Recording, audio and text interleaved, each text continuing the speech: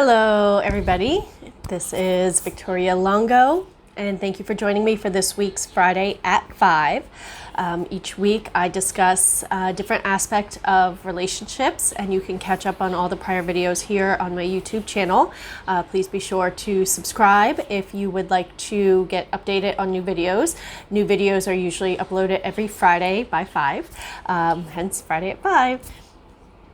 And if you have any ideas for topics, then definitely please feel free to email me, and I'll be happy to share my thoughts on them. So let's get started with this week.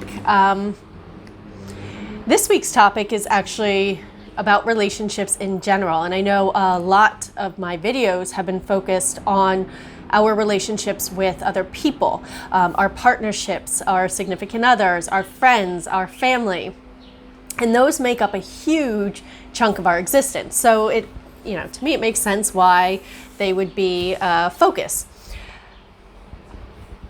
And we have relationships with everything, I believe, right? We have a relationship with food. We have a relationship with the earth and the environment. We have a relationship with money. And the relationship with money is actually what prompted me to do this video, because there was some feedback that I'm really appreciative of, because it gave me the idea for this topic of, it's like, well, we can't have relationships with inanimate objects, right? They don't reciprocate with us. They don't give us feelings back or talk to us or let us know how they are. But the way I look at it is everything is energy. So everything that's been created has an energy to it. And that energy we can interact with. So when we interact with animals, they're not inanimate, but they can't respond to us the same way that humans do. Now, the interesting thing about energy is, so let's take a relationship with food.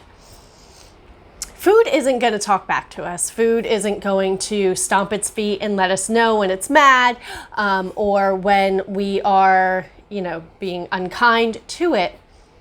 And yet, there is a subtle form of communication that happens with food, with money, with all of it, even though it is inanimate. And so we can see how our relationship is with these things based off what we're getting. And I'm going to use money now as an example, because I have a pretty good relationship now with money, didn't always, right? And so when I look at the relationship that I had with money, I always considered it, or I used to consider it, something outside of myself, right? An inanimate object. I can't have a relationship to it. It's not even, what are you talking about, right?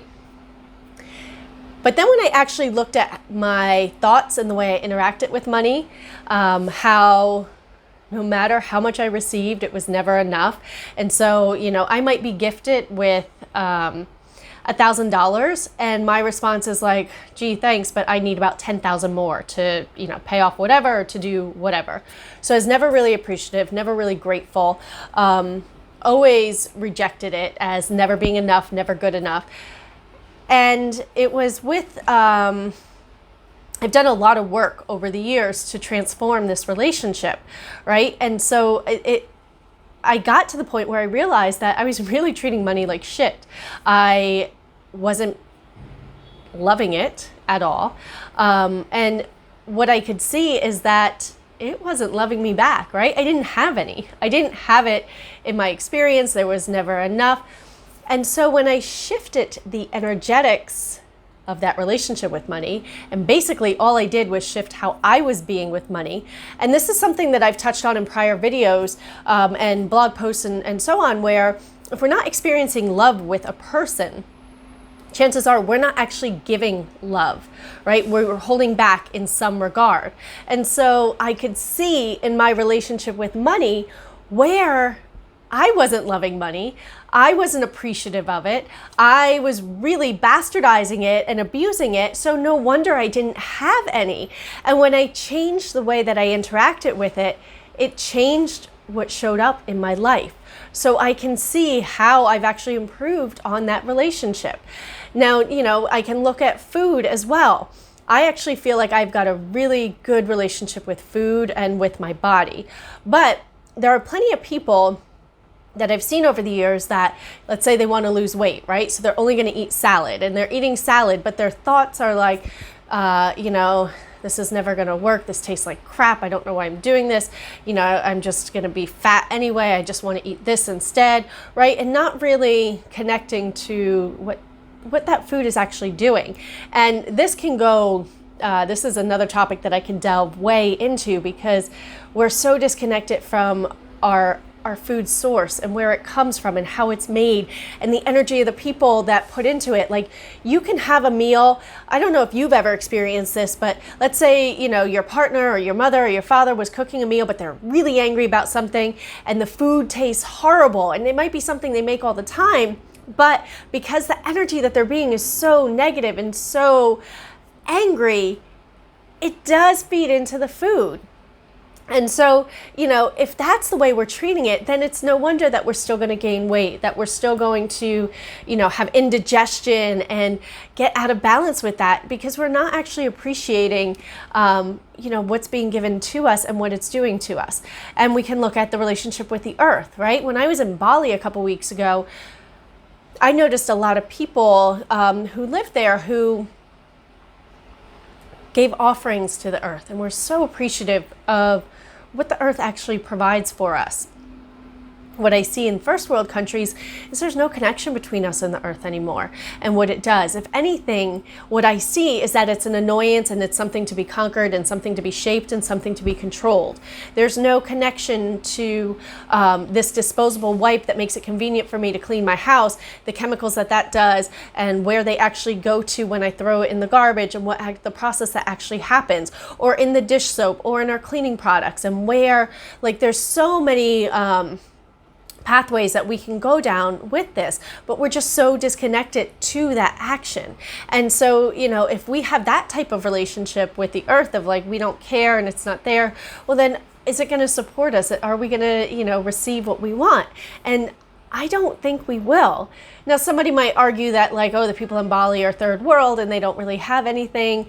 Maybe not. Depends on what you're looking for and what you define anything as, right? So with everything, it does come down to perspective. And I think that we can get a really clear perception of what our relationships are based off what we're seeing in our lives. And for me, I think every single one of these components actually contributes a lot to our life, right? We're not an island amongst ourselves. We're not out here in the world not interacting with anything. And, if we're not experiencing the life that we want, or the joy that we want, or the connection that we want, it might be helpful to take a look at each one of these areas, right? And especially the relationship that I haven't touched on yet is the relationship with ourselves. And what is that like? When we wake up and look in the mirror, are we like, man, I'm so thankful for this body and for, everything we've done? Or are we like, man, look at those dark circles. I'm so tired. Oh, I'm getting wrinkles there. Oh my gosh, my body's breaking down. I'm so old. Oh, my knees hurt, right? All that criticism versus hey, let's look at everything that we can actually do. But for me, so I've actually delved into a different topic here. So I'm going to circle back. So relationship with body is different from relationship with food, right? What does your body want? My body likes to be active. I actually think most people like to be active. And it's just we've convinced ourselves we haven't. Or we've convinced ourselves that we don't like it, right? That we like to sit on the couch, that we'd like to relax. But if we really did enjoy that, we'd have a whole lot more satisfaction. Now, it might feel really good after a really busy day to sit down and put our feet up and be like, oh, this is absolutely incredible. But when you do that day in and day out, there's a lot of people who aren't happy. And I can, I'm psychic, I've said it before. I can see it. I can hear people's thoughts that they convince themselves that that's what they want and that's what everybody else wants, and that eating nachos and pizza all the time makes them happy. But the results that they're getting from doing that contradict that, right? So if you were really feeling good, if you were really enjoying that, it would show. You would actually enjoy life, right? Now I do indulge in all of these things, right? Like if I want nachos, I will eat just that, and I will go out and I'll buy chips, or I'll go out and order it, whatever, and eat that. But I don't do it all the time. And so when I do, it really is a treat. And I'm like, this is all I want right now. And there's so much satisfaction that comes from that. Now, is it, I was going to say, is it fun to eat vegetables all the time? But I don't even do that. Like, I really connect with my body to find out what food we want, what I need. Sometimes I don't eat at all because sometimes I know that my body's just not hungry. It's just in the habit of eating. And that's probably going to be a blog post I'm going to put up soon, because I actually did write one for that. I just realized it and I never shared it. So, it might be eating out of habit instead of actually tuning into what we want. So there's a whole other relationship that we can look at, is not just our relationship with food, but our relationship with our own body. Do we want movement? We were designed to move, and we're so sedentary. And now we've got ADD and ADHD, and I look at the lack of activity, and we're so stimulated by just, phones, and we're in overdrive in our minds, but not in our bodies. Like there's so much that's connected, and these relationships really do impact who we are, right? And so going back to what I originally brought up, which is our relationship with ourselves, what do we talk about to ourselves? How do we think about ourselves? Are we criticizing our life choices and putting ourselves down? Are we honoring the fact that, hey, you know what, if we didn't do this, then we wouldn't have realized that we didn't like it. So, okay, now that we know that, let's move on. Or are we like, well, this is, my grave, how's that go? I made my bed, I have to lie in it, right? Like, no, you can actually change, you can actually choose different, and you can choose what actually works and supports you and nourishes you. And so each one of these relationships is so crucial to making up the whole of who we are and the whole of our lives and the whole of our life experience. And if there is a disconnect in any single one of these areas, we're going to see it and we're going to feel it. And it's going to color our perception of life in general. And the good news is, if we're like, man, this sucks, my life isn't what I want and these relationships are what I want, that's awesome to know, because now we can actually do something about it. We can start to make changes to these relationships. Like my biggest barrier that I had was my relationship with money. Well, that might not be true. My relationship with myself was also pretty hard for a long time. But both of those, instead of just accepting it, I was like, something has to change because I'm not feeling good. So I've spent years delving into this to change it, to make it what I want. And so now I actually have, a life that I freaking love. Like, I'm not in the space of like, I can't go on like this anymore the way I was 10, 12 years ago. I've, for the last 9 years, I guess, it's been a steady improvement. And it wasn't always easy. There have been and are a lot of losses that I've sustained. And I recognize that I'm still here, right? And so I need to take care of me. I need to take care of all of these relationships. I need to keep them healthy and have boundaries and nourish them so that I receive that in my own life, and so that I get to experience that every single day that I am here. Experience that nourishment, experience that joy that comes from having these healthy relationships, instead of ones that are abusive, instead of ones that cut me down, cut others down,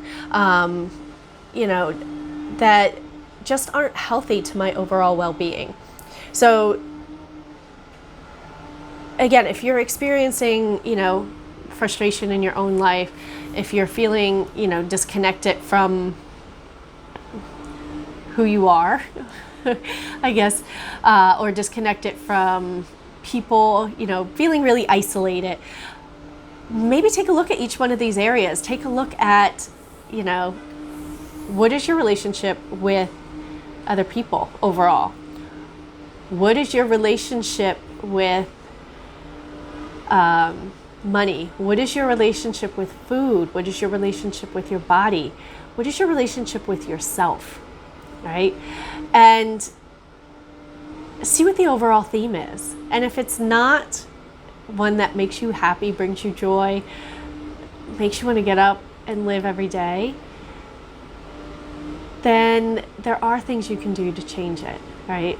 There is work that you can do on your own to get this all to shift. And it doesn't matter where you start. What matters is that you actually do start to make these changes, because you are here, you are living, and I don't believe that you are put here to suffer and just to,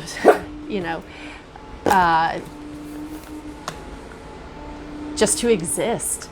I do believe that there is more. So, I do have my program, Relationships Reimagined, that we can work through this stuff, but there's so many other ways that you can get there. And so I would just begin looking at, what can you do to support yourself? What's one change that you can make? Start with that, right?